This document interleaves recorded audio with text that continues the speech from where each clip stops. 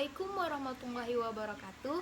Halo semuanya, ketemu lagi dengan saya Rizka Sundari Oktarina dengan NIM L1A119016 dari kelas R002.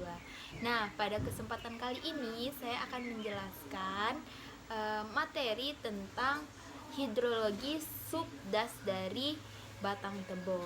Nah, buat teman-teman silahkan simak video yang berikut ini ya.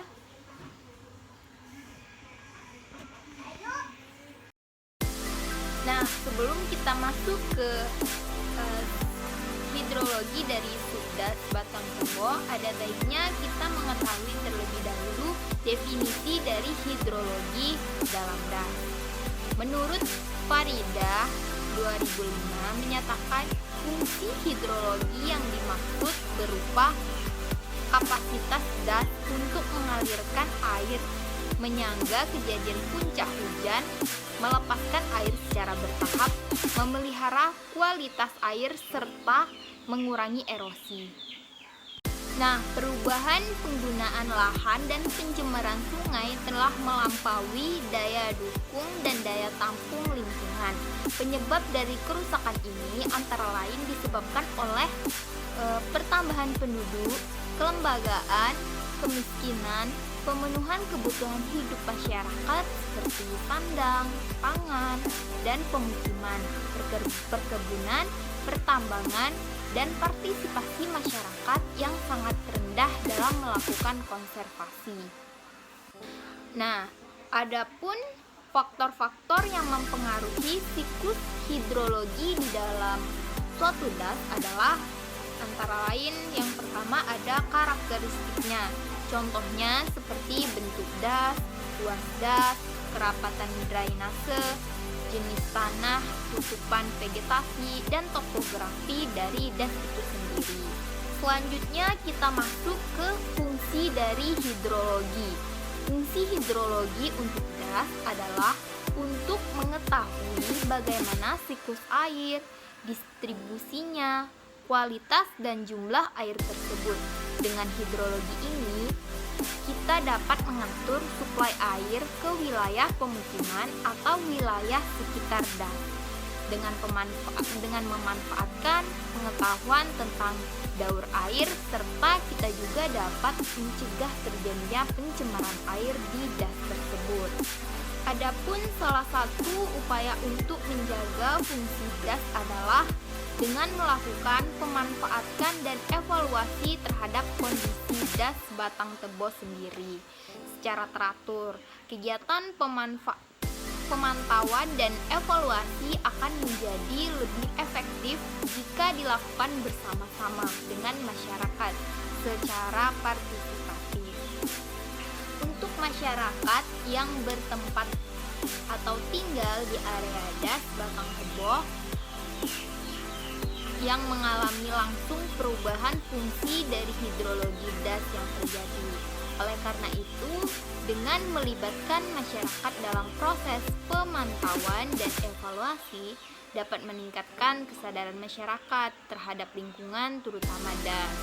Sebelum melakukan pemantauan dan evaluasi fungsi hidrologi das, pemahaman mengenai hidrologi dan das perlu dibangun agar masyarakat sekitar area das tersebut ke depannya tidak kebingungan untuk melakukan kegiatan pemantauan dan evaluasi tersebut. Nah, sebelum dilakukan pemantauan dan evaluasi bersama masyarakat, akan lebih baik jika dilakukan sosialisasi kepada masyarakat sekitar das, terutama das subdas Batang Tebo. Pengetahuan di situ diajarkan bagaimana cara penggunaan dan pemanfaatan dari hidrologi subdas dari Batang Tebo. Jadi supaya mereka tahu bagaimana cara pemanfaatannya dan juga bagaimana cara untuk menjadikan das ini lebih baik gitu. Untuk model hidrologi das digunakan guna memahami interaksi dinamis antara iklim dan hidrologi permukaan tanah. Menurut Kapas tahun 1998 dalam PIK 2002. Dengan demikian, penggunaan modal tersebut sangat penting untuk penilaian sumber daya air. Pengembangan dan pengelolaan das modal tersebut biasanya digunakan untuk menganalisis kualitas dan kuantitas debit sungai,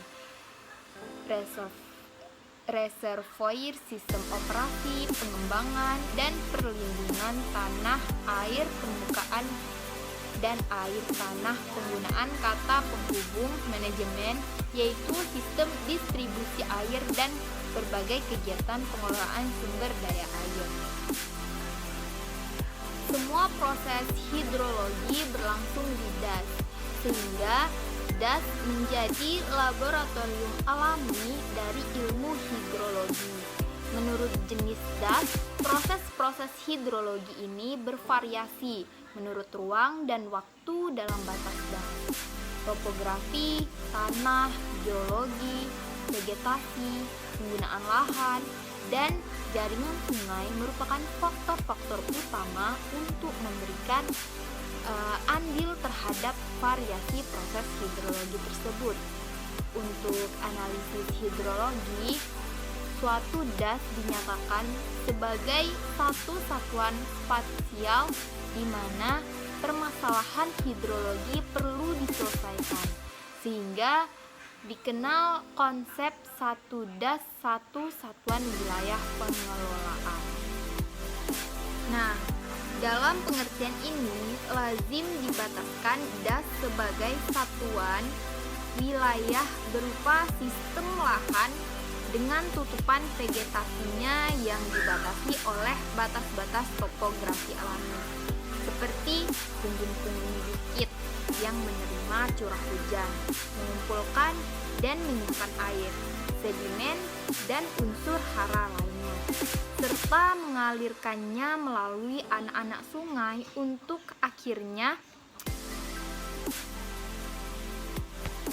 keluar melalui suatu sungai utama ke laut atau danau sebagai suatu. Sementara itu, Subdas Batang Tobo sendiri mencakup 3 kabupaten, yaitu Kabupaten Bungo, Kabupaten Tebo, dan Kabupaten Kerinci dengan luasan sekitar 473.231 hektar area.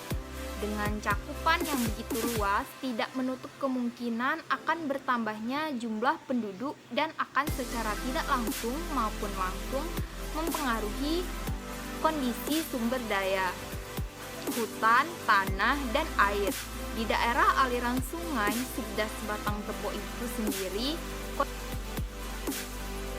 akibat adanya degradasi hutan dan lahan ini, maka luas vegetasi hutan efektif menjadi semakin kecil, sehingga tidak dapat lagi berfungsi sebagai subsistem perlindungan dalam sistem das secara keseluruhan. Nah, akan tetapi jika dilihat dari fungsi das di atas sangat terbanding terbalik dengan kenyataan yang ada di lapangan, dikarenakan Subdas Batang Tobo sebagian subdasnya terdampak pencemaran air di daerah tersebut. Timbulnya pencemaran air ini diakibatkan oleh limbah masyarakat atau rumahan dan juga limbah pabrik yang berada di sekitar area Subdas Batang Tobo tersebut. Karena das tersebut telah tercemar oleh limbah yang menjadikan masyarakat sekitar Subdas Batang Tobo tidak dapat memanfaatkan air sungai das tersebut dengan maksimal.